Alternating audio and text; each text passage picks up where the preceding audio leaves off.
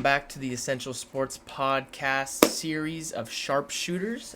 This is episode 2 with myself, host Tyler Nelson, and my girlfriend, Leah. And welcome back to the pod. This episode's going to be Sharpshooters after the chamber. So just kind of doing our thoughts on how the whole event went, and yeah, so let's dive into it. We're going to dive into our first match of the night, which was the Women's Elimination Chamber. Winner will be facing Bianca Belair at WrestleMania. Dive in. The winner was Asuka. Asuka was the winner of the match. It was okay. I wasn't super... Two people really impressed me, though. Raquel and Liv were the 2 stars of that match, in my opinion. I think they really proved themselves in that match. Raquel, when she hit right through the glass. Yes, that was pretty raw. Cool. And then when Liv hit the kind of roll through power bomb off the pod. I don't remember who she or the down. code breaker that she had. That was super sick. It was really good. But yeah, it turned. The final 2 were Carmella and Asuka, and Asuka hit Carmella with an Asuka lock, and that was it for that. Yeah. Yeah. Overall, I mean, I feel like it was a really entertaining match. I think Asuka deserved the win, like we predicted on our last pod. She did. Huh? She did. Yeah. She did. Yeah, deserved the win. So at this point, we were 1-0 in our predictions, feeling good. How do you feel about her winning? I feel good. I think she deserved it. I don't really think that there was somebody else in the match that deserved it more than Asuka, with her coming back and showing how dominant she was in the last few weeks. I mean, I think that the storyline was just built up from right when she came back, that was kind of the plan. But yeah, I mean, her debuting that, I mean, obviously the last couple weeks have been coming out with the new face paint, but her coming out with the face paint with it in purple, it just looked super sick. She looks really cool. Yeah, she deserved to win. I think it ended just how it should have. Yeah, we also learned the fact that she's 41, yeah, which was crazy. We thought Nat was the oldest person in that match. Also, Nat did do really good. She wasn't obviously like, whoa, but she hit people with some sharpshooters. Everybody loved her because it was in Canada, but yeah, she did really good. Obviously, Nikki Cross, we have nothing to say about her because she's weird, and she really didn't do anything too crazy except jump off the pod, which I could have predicted from a mile away. But besides that, I think last time Asuka, this may not be correct, but the last time I remember Asuka as WrestleMania, it was Charlotte breaking her streak. So I think that she deserves a redemption arc at Mania, but also I'm not 100% sold that she'll take the title off of Bianca either. I just think that Bianca, I don't think she's been champ for that long, has she? Almost a year. I think now I compare everybody to Roman Reigns, so I don't think that's that long, but I mean, I don't know. I can't really predict if she's going to win or not, but I do think it's going to be a really good match. And I also have a feeling her entrance is going to be really sick at Mania, Asuka's entrance. I think so too. Also, side opinion, they shouldn't have changed her intro music. I liked the old one way better, but that's just my personal opinion on that, so... Yeah, I feel like her new entrance music is okay, but I agree with you. I think they should have kept her old one. I think it gave a better sound to her character almost. I like it way better. Yeah, me too. Yeah. So I mean, that's all my thoughts about the first one. I think we should dive into this next match. It wasn't even anything great. Yeah, it was okay. The next match of the night was Bobby Lashley versus Brock Lesnar. I don't really have a whole lot to say about this match. I was kind of confused with how it ended. Yeah, us prior to it, I don't remember who said it. It was me or you, but we're like, this feels reminiscent that it might be something of a Brock Lesnar Goldberg match where it was just F5 after spear after everything, and as the match was going on, we said every move that was probably about to happen, and we were about 90% correct because it was just very predictable. The ending was not predictable. You said you could see it getting a DQ ending, but it was so odd to me. Like, even the crowd, you saw the crowd afterwards, and they were like, yeah. Like, it was so weird because this is the 3rd time they've had a match together one-on-one, and it just felt kind of like a shitty cop-out for it, I guess. But, I don't know. I think, too, I was confused, too, because they had Bray come on SmackDown and say, like, oh, whoever comes out alive, I'm going after them. So That was really I mean, I get that there's a lot of time in between now and Mania. yeah. There's so much time, but like, why have Bray come out on SmackDown and say any of that if nothing's going to happen with him at Chamber? I feel like.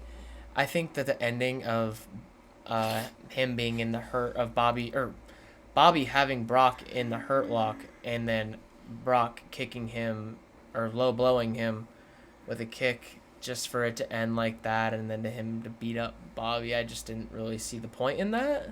I just feel like I wasn't expecting Bray to come out, to be honest. I wasn't expecting him to come out because he's like, oh, whoever gets out alive, so I'm coming after you next. So I really didn't think he would come out, but it was more, I thought it would be a more, like, clear-cut ending so they could move on to a separate storyline. But I don't know. I mean... Yeah, I mean, I think if they were going to do the Bray thing, they could have done a lot better. Like, let's say right after the match, right after Brock is about to walk out of the arena goes black. And then they show one of the Bray's weird graphics on the screen with Howdy just standing there. And then it just leaves everybody into confusion going into Raw. And then you could build off of that. And I don't know. And yeah, there's still a lot of time. But in my eyes, I feel like that's a big missed opportunity. Yeah. To do something early Agreed. with that. I think I'm kind of, this may be an unpopular opinion, but I'm kind of over this whole Uncle Howdy story. It's starting to not do anything for me anymore, just because, like, when it came to, like, The Fiend in that era of Bray, he was doing something constantly, and it was more, you were more invested because he would, like, go in the ring and go after Alexa, or have Alexa do something to Randy, or he'd have the Firefly Funhouse thing. Now it's just this really odd thing where, like, Howdy just kind of stands there and he's, like, the new mystery of Bray's new story he's doing.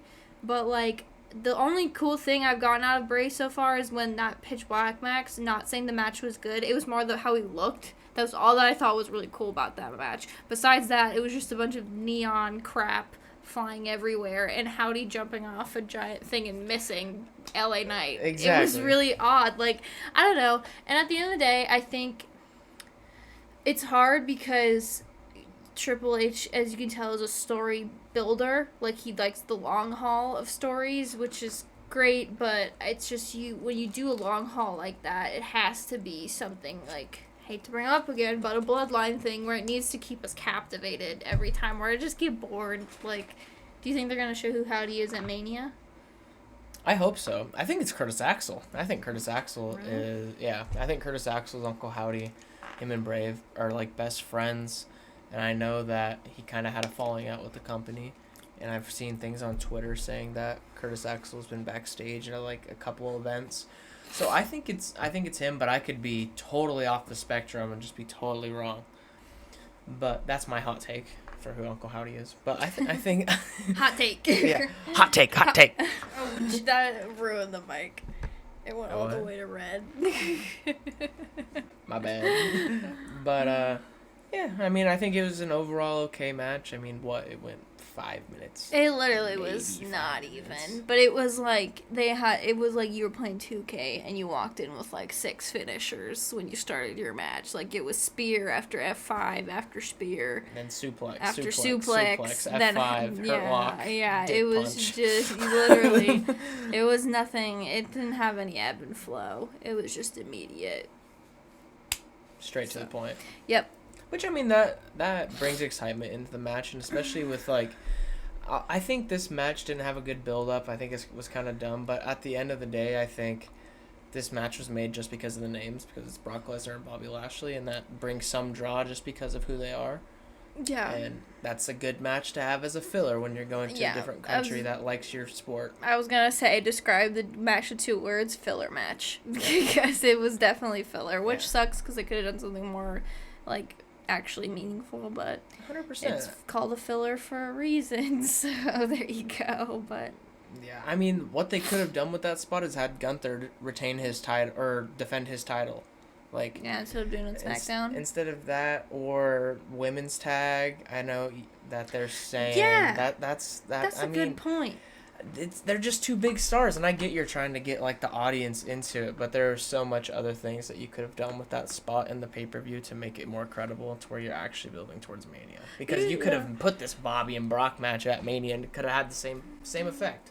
That's a good point, though. Like, when was the last... I can't, like, Io and Dakota. I mean, Dakota's hurt right now, I guess, allegedly. She comes out with crutches every time, but... yeah, they haven't defended that tag. So long. But also, I don't really know who would. So. I mean, you could make anything, like any tag. You could make a tag team in the women's division pretty easily. I feel like. I guess I could low key. You know who I could see? Actually, maybe not. But I was gonna say Bianca and Carmella being a tag team. I could see that, but Bianca has a belt. So well, that's what I'm saying. Just maybe down the line or something. But yeah, I mean, or they did cool. Liv and Raquel as tag partners. You could. That would be cool. That would be cool. Or this could be like a weird tag that they were just arguing all the time, but it could get this chick back into something. Natalia and Lacey Evans. Well, I think that could be interesting. I don't know how great that would be, but Lacey Evans annoys the crap out of me. But they're pushing her. They're giving her that push again with that whatever. What's her finish or submission called? Cobra again? Clutch. The Cobra Clutch. Yeah. I don't know. I don't know. Our character's lame to me, But yeah, I mean that's all I got with the Bobby Brock match. Super mid, like next. Yeah. So the next match of the night was the mixed tag team match between Edge and Beth Phoenix, two WWE Hall of Famers, versus Finn Balor and the Women's Royal Rumble winner, Rhea Ripley. Rhea Ripley. Rhea Ripley. Rhea Ripley. Mommy, as Dom would call her. Yeah. Dominic Mysterio. But yeah, good overall match. I mean, I liked the build-up kind of it a little bit. I feel like it was still a random match and they could have done something better with it. I disagree. You disagree? I disagree. I Let's hear thought it. this was the dark horse of this Plug it in. pay-per-view. Let's go. I thought this was the dark horse of the pay-per-view. We even said that after the match, that we were pleasantly surprised by this match, because when we went into knowing this card, we thought the Bobby and Brock match and this mixed tag was the filler. For what we found out, Beth not wrestling for over a year and coming out there and first off superplexing Finn. That was sick. Hitting what was it, Shatter Machine with Edge at the end to get Finn, which they've never practiced before. Which they've never done before once. And her keeping up. She was mainly in the ring the whole time with Rhea. Yeah. Fact, too. It wasn't Edge mainly the whole time. I think it was more like break her down or whatever. Yeah.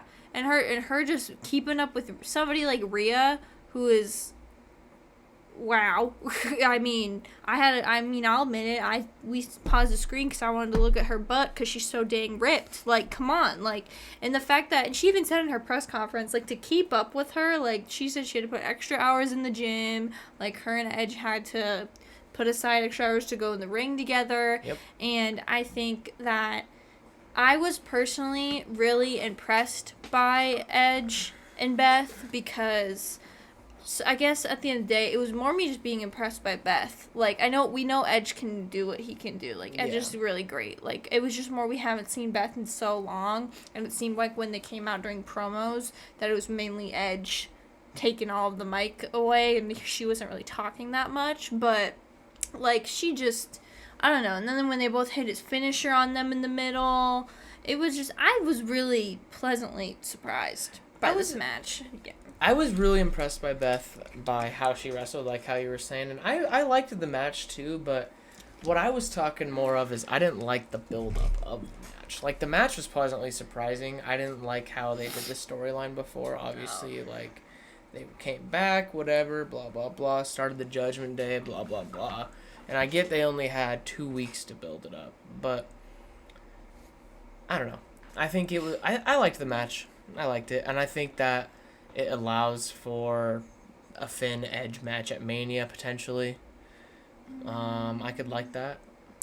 Well, in the press conference, Austin Theory came before Edge and Beth and was like, being a douchebag, and was like, I'm having an open challenge on Raw. I don't know if anyone will accept. And then they were like, the press was asking Edge, like, about retirement, if they're actually going to consider it this time. And he was like, yeah, and he was like, kind of making fun of Austin or whatever, and he was like, well, he's having this open challenge on Raw. He's like, I haven't had any gold in a while. Like, might as well, but Mm-hmm. is that rude? I don't know. But anyway, yeah, I don't know. I think that Edge is gonna go for Austin's title, and it should be okay, but it was a pretty good match. Yeah, I think it should be... I don't know. I liked it. I think if he has that match versus Austin Theory, it should be really good, though. If he ends up having it. I think it should, because you know what they could do? I don't know if you caught that, but he was like, yeah, like, everyone's talking about Cena, and, like, no one likes that guy. Have Edge take Austin's title, and then in true Vince McMahon fashion, have Cena and Edge do the match at Mania. Because they've had a rival for how many years, and it's like, you always need a legend match at Mania. Like, they always have a couple, and that's a one, because at the end of the day, yes, Cena could go against Austin Theory, but, like, I feel like that's not something for Cena to be like, yeah, let me get in there with this guy I, like, probably talked to, like, 3 times. Like, I think that if it was like, oh, Edge is our current U.S. champion right now, you've wrestled with him how many times? Like, I could see that at Mania, but again, after the last match we talk about, I am not predicting anything anymore, it feels like, but continue. Yeah, I mean, that's all I really got. I just was, I don't know, I was morally surprised by the whole thing, and I was entertained throughout the whole match, and just kind of seeing where this will take it. I think Montreal loved it, since Edge is from Canada, and I think it was a good moment for him, too. Like you were saying, the press conference was really good after. They were talking about life out of wrestling with them, too, and their kids, and just about how when Edge retired, and that's when he met Beth, or that's when he married Beth, and kind of being able to come back and them both compete in the ring together, both being WWE Hall of Famers. I mean, I don't know. Overall, power couple. Super cool match. I was really pleasantly surprised. Yeah, power couple. Yeah. But yeah, our next match that happened last night at the Elimination Chamber was for the United States title. Yeah. In this match, we had Austin Theory retain the United States title, and I'll let you break that down. Disappointment number 1.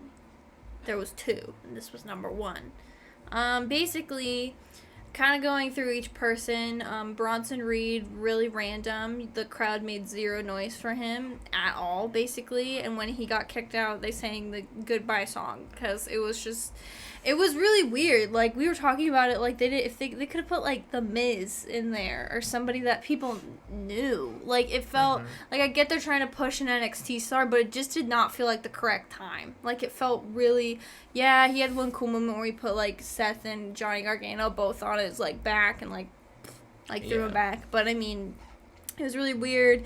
Damian Priest did really great, just kind of being, huge force within it, I guess. Yep, 100%. Who else was there? Johnny Gargano did great. He did really great. He was showing his athleticism for sure in that match. And then Montez Ford, though. Honestly, I don't know if that injury was to have some other shenanigans that happened, or if it was actually he was injured, but also kind of messed up that when Triple H was talking about it at the press conference, didn't even mention Montez name. Literally mentioned every single person in the match, and even Logan, who wasn't in the match. Mentioned Logan. Didn't even say Montez's name. And I thought Montez was the star of that match, in my opinion, until he got eliminated, but Seth, of course, killing it. As always, Seth is amazing in the ring, just to watch. He's a great athlete. He knows how to keep a crowd. And then we had a surprise entry into the match. My favorite person ever, Logan Paul. For a second time, screwed over my favorite wrestler. And when it happened on the screen, I had audibly said, I don't want to watch this anymore, and got up and went to the bathroom, and so I didn't have to watch Austin win. So I don't know how Austin won, because I left, because I was that pissed. But, yep.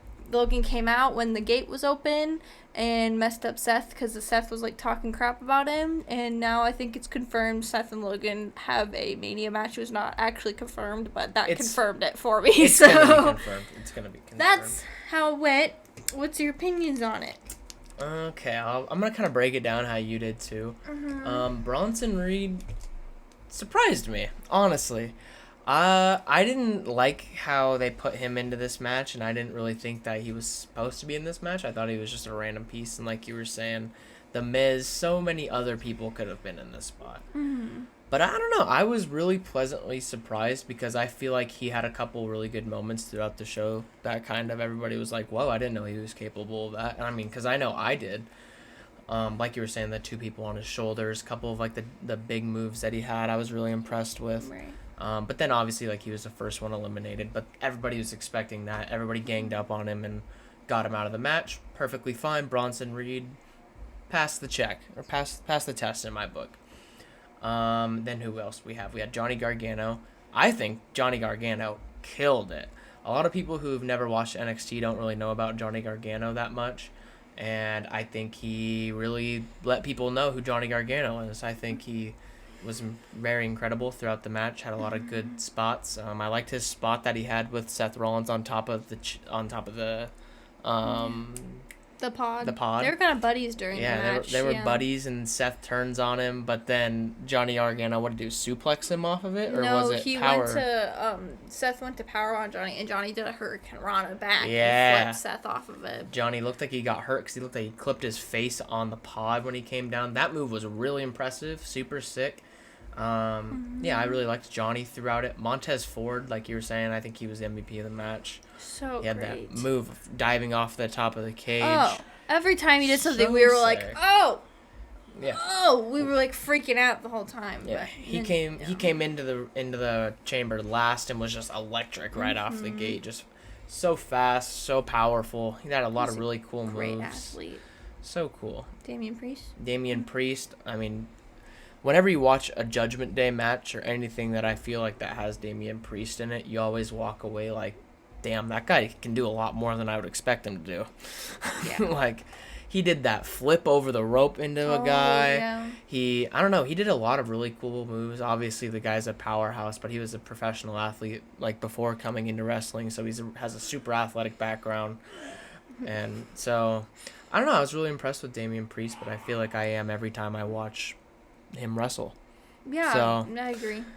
Then the next one, Seth Rollins, no complaints. Love Seth Rollins. Kills every match I watch him do. One of the best wrestlers in the entire world and the industry.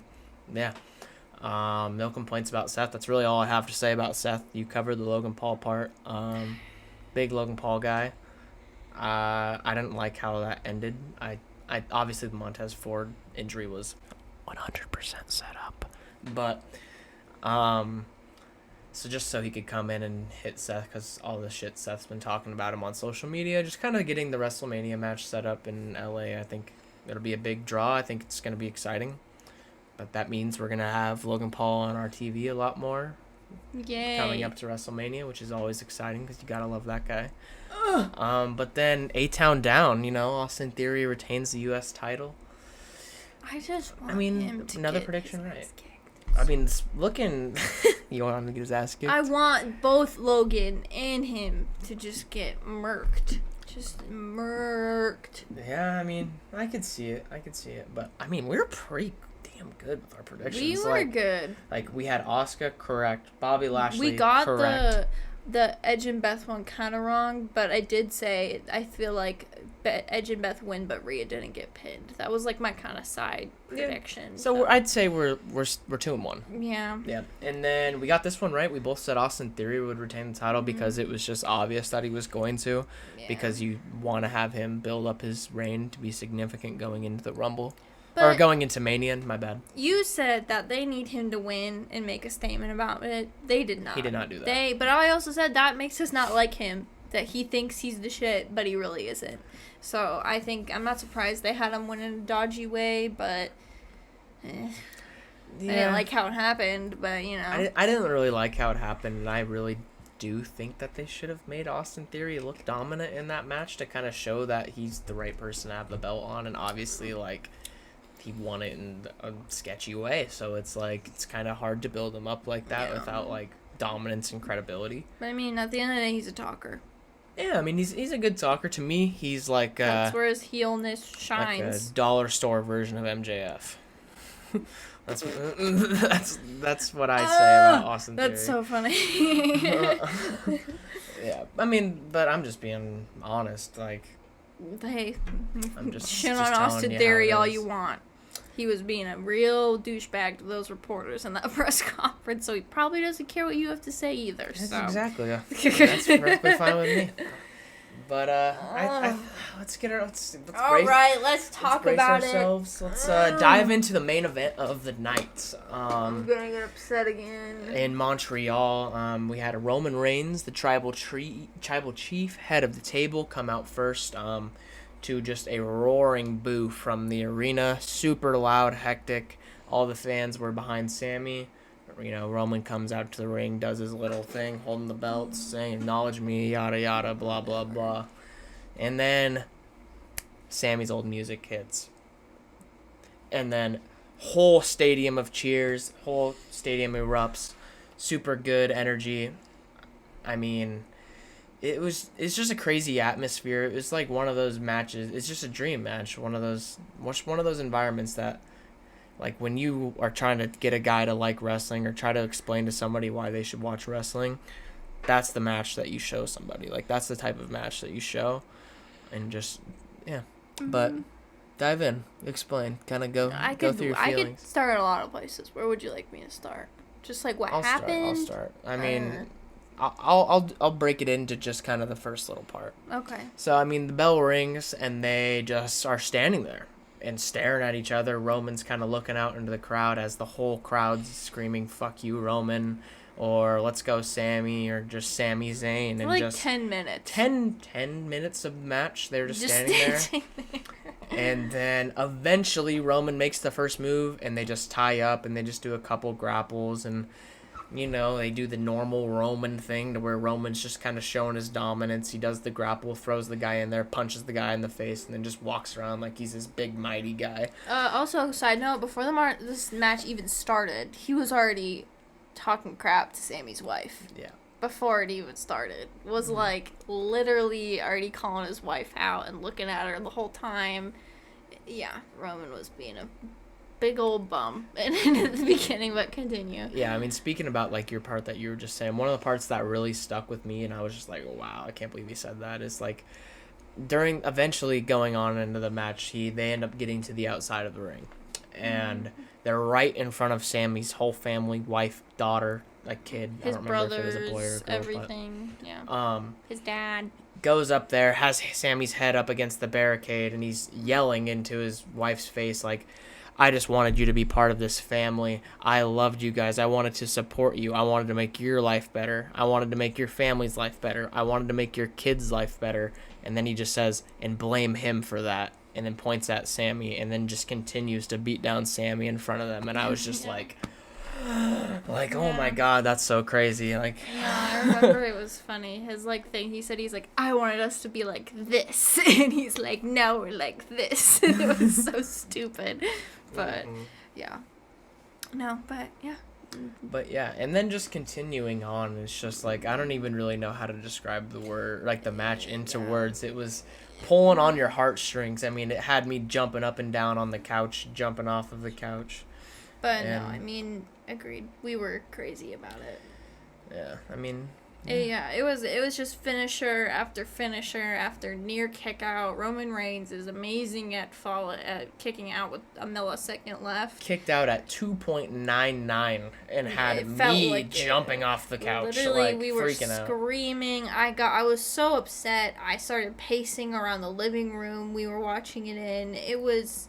Yeah, and then of course Sammy got momentum for a bit, was going off. He brought Roman over to his wife and was beating him in front of Roman. And of course, when we think Sammy can't be more of a baby face mid-match, he goes and kisses his wife during it, and we're like, "Oh, my heart!" And then he gets up and goes in, and then of course, in true Bloodline fashion, first ref 1 gets knocked. When that happened, I immediately got up and wanted to leave because we thought we knew what was going to happen at that point. And during that, then Jimmy comes out, starts beating on Sammy, all that. Roman hits him with a spear or something, I don't exactly remember. Sammy kicks out. Yep. Then They just keep going back and forth again, all that. And then basically new ref comes. Sammy kicks out again. Sammy kicks out again with the new ref. Then Roman and kicks then out. back out. Second ref goes down. Sammy hits him with a haluva kick. He pins Roman for, I'm pretty sure, according to the crowd's count, for 12 seconds. But it didn't count because the ref was gone. So he technically had pinned Roman 4 times consecutively, and it didn't count because the ref was gone. And then after second ref leaves, he's like, Paul, give me a chair. Come give me a chair. Paul goes to give Roman a chair to beat up Sammy. And then out comes Jey Uso, stands in between the two of them. Roman gives Jey the chair to be like, do it, whatever. The whole time, I'm thinking Jay's going to hit Sammy because I feel like Jey was going to turn on Sammy this whole past couple weeks after everything just because it felt like he was about to go back to the bloodline. But Jey wouldn't do it. Then Roman was like, what's going on? Like, come on. And then starts pushing Jey in the face, getting aggressive with him. Sammy gets up and goes for the spear. Roman jumps out of the way and he spears Jey. So Jey came all the way to Canada to just get speared and fall out of there. Which, now I'm just saying it out loud, they didn't have this planned. And that makes a lot of sense now looking back on it. Because the Usos got cleared to travel to Canada like maybe 5 days ago. So this wasn't an original plan. I think they just brought the Usos into it just to make it seem a little bit more cohesive with the bloodline story again and to keep us a little bit on our feet of what's happening. But this, in my opinion, why it seems so irrelevant, it's because it was irrelevant. They just did it to make the Usos a little bit more included. But 100%. I just realized, now I'm saying it out loud, I'm like, well, of course it didn't seem relevant to the match because it wasn't even planned probably till last minute for them to come out. But, yep, and then Jey gets speared, Sammy misses it, Roman smacks him with the chair like 5 or 6 times, then, oh, whoop-de-doo, he gets hit with a spear. All of a sudden, the ref is perfectly okay. Yeah. Comes back in and, 2, 3. And we're watching the refs the whole time, and the refs are swiping their threes. They're not they're not even close to hitting the mat when Sammy could win, but I was really upset for the rest of the day yesterday. But what are your overall thoughts on them having Mr. Tribal Chief or the Usos coming out? Or what are your thoughts? Overall disappointment is how I feel. I don't think they should have had Roman win. I mean, obviously it makes sense. You're going into Mania, like you gotta have your big guy keep the belt going into Mania, but. I think Sammy deserves it. I think everybody in the WWE universe was behind Sammy. Everybody. I think everybody's tired of Roman having the belts. I mean, he's on 904 or 5 days now, something. I don't know. It's just, I think them having Kevin Owens come out at the end after the match happened that was so dumb. Was the dumbest thing ever. Like, if you're going to have Kevin Owens come out, have him come out when Jey comes out. Yeah. Have him come out and just them stand there. And so Jey doesn't hit Roman in the back, you have Kevin come in and hit Roman in the back. Right. Like, it was Sammy so stuck dumb. his leg out for Kevin at Rumble, and that's why the whole reason they had Kevin Owens come out, but they did it in a shitty way. They did it too late. And just when he came out, it felt like everyone was like, well, Sammy lost, and it felt like to a point where WWE was like, oh crap, we know that we're having Sammy lose this match, and people are in this arena are about to be pissed. So you know what we're going to do? We're going to have Kevin, their second favorite, come out, and it just made his loss feel so like, okay guys, I'm sorry that bad thing happened, but look it, Kevin Owens is here. And we're like, okay, cool. And then like, they said something on their Twitter like, oh, Sami Zayn and Kevin Owens standing in the ring tall after their match. I'm like, no, they're not. Like, just they didn't even embrace each other in the ring. Like, it was obviously kind of like him returning the favor, like beating up Roman so Sami could like do a finish on him after the match ended, but whatever. And that's like what you said. Like, I feel like could there be some like hug in the ring of them like coming back together? Kevin just like walked out and left after. It just felt like so random and like not purposeful whatsoever. Like, it just felt like, hey guys, forget what this bad thing that you guys are absolutely pissed about. Your other favorite guys here, just forget about it. Look at this person, but... Yeah, I mean, so now what this will probably lead to is, I mean, maybe they still somehow can do a triple threat. Maybe. The way that this was booked, I just don't see it. I mean, I see Roman just facing Cody Rhodes at WrestleMania, and maybe with Kevin coming out and supporting Sammy, that creates a divide between kind of the bloodline with them. Yeah. Maybe, and then it's a tag team match at Mania for both belts between the Usos and Sammy and Kevin with their new rekindled friendship. Which I have a feeling is how it's going to go, which I don't want to happen. I think that if they are set on doing this Cody and Roman thing, that is going to happen and Cody is going to win the belts. And then, therefore, there is no way they're going to have Roman to get those belts taken off of him and the Usos keep there. So I feel like at the end of the day, Sammy is going to leave Mania with some kind of championship. I do not think it will be the Universal ones, which is not what I want, but I think that's true. I feel as though it's going to be Kevin and Sammy versus the Usos, and the Usos will also lose their belt, so we'll leave the Bloodline beltless, because I think it would be an odd juxtaposition if the Usos kept their belt and Roman kept his, or lost his. Like, it just would be weird if they kept him. But I think that's what's going to happen. I do, in my opinion. At the end of the day, after looking back at it, I feel horrible for Sammy. But I feel, out of, like, obviously a storyline basics, I feel horrible for Cody Rhodes right now. Because I think that they are stripping him of what he deserves in, like, kind of, like, an under-the-table way. Like, they're like, oh my gosh, guys, don't worry, Cody has this match at Mania. But do we care anymore? Like, we know, it's kind of like the Rumble. It's like, we know who's gonna win. Like, it's like, at that point, and it's to the point where it's frustrating because you can't build up a storyline like the Bloodline and just have this dream match we've all wanted with Sammy and Roman, have it just be completely botched and ended in a stupid way, and be like, well, guys, Cody won the Rumble, so, like, he's gonna win the belts, right, at Mania. And we're like, he wasn't there. Like, you just can't put somebody into this storyline, and it sucks because it seems like it's just WrestleMania, when Vince was in creative, was just a constant dream match after dream match after dream match. It was legend facing whoever, legend and this, and dream, and it just felt like we're just gonna put as many, like, big names into matches as we can, and there was never a build up to any of those matches.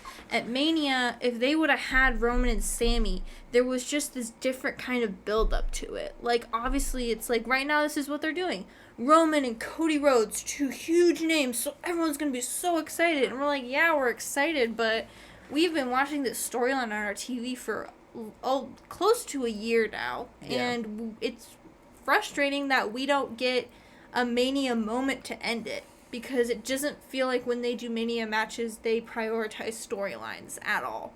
Yeah. Like, and it's frustrating because that's what we want to see, and it's just, and they had a huge leap of faith to take with doing Sammy, and it just, in my opinion, seems like they didn't have the balls to do it. Yeah, I think that's 100% it. Yeah. Yeah, I mean, I think that right before, even right when Cody won the Rumble, they were still sticking with that decision. And I think that obviously the whole thing with this being in Montreal was just a huge build-up for fan engagement. And I don't know. I mean, I'm excited to see how the next couple weeks go, to see what kind of storylines get built off of this. But I don't know. To be honest, I loved the match besides the ending. It was a good match. The whole match. It was a really good match. I won't take that away from them. Oh, Ray came in. Where? Ray. She was behind you on your other side. Oh, there she is. She's down. But yeah, I mean, super entertaining match the whole time. I think a triple threat is still a possibility, but I doubt they're going to do it, in my opinion. I really doubt it. And I think it's frustrating because Triple H isn't an idiot.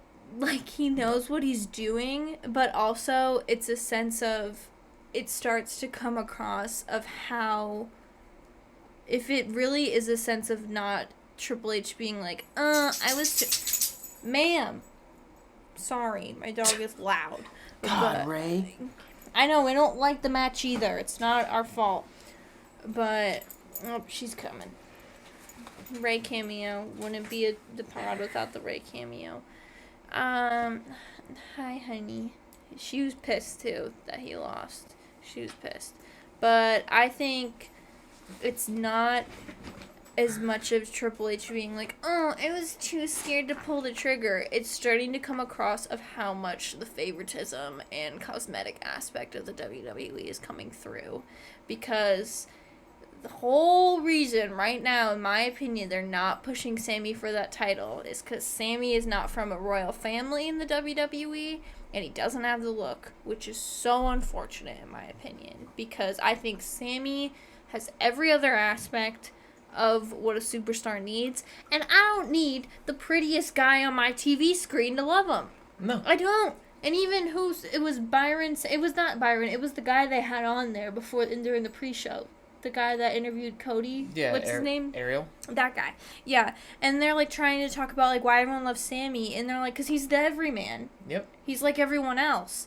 And the WWE is so caught up in keeping it so like dream, like perfect, like everything, nothing's rough, like we're all just these built up dudes and hot girls. It's like, no, like put someone out there who is emotional and amazing on the mic and looks like us and has something he wants to fight for and is sticking it to the man. But no, we're gonna have the person who looks like Jason Momoa and Aquaman win the damn title every time, and then the person's gonna take it away from him just has a dad that was famous in wrestling and has bleach blonde hair and his logo tattooed on his neck.